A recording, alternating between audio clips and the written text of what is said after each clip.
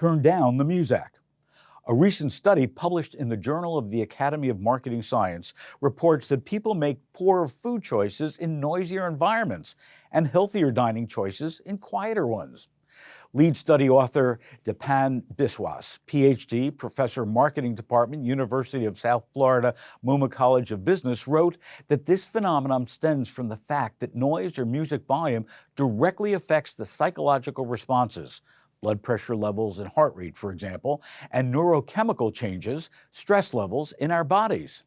Music has an effect on our physiological system, he told Today Food. You are more likely to start dancing with loud music. A higher excitement level translates to choosing unhealthier foods.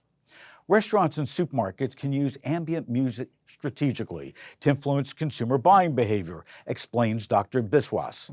Even short exposure to music can induce measurable cardiovascular and respiratory effects with slower rhythms, promoting a more relaxed effect, which can lead to more mindfulness and acuity, in particular when it comes to food. Now, there were two parts of the study, one in a restaurant and another one in a Swedish supermarket. They found that shoppers bought more junk food and red meat upon exposure to high volume music, over 70 decibels, and purchased more produce upon exposure to quieter music, 55 decibels or less. The authors concluded that their findings may provide regulators with a non-restrictive means of curbing unhealthy food consumption. Unlike restrictive regulatory policies, a sensory cue, like ambient music, can be more effective in the long run, given the non-restrictive nature of such a cue, and also due to the fact that sensory cues would influence behaviors in subliminal and unconscious ways, they say.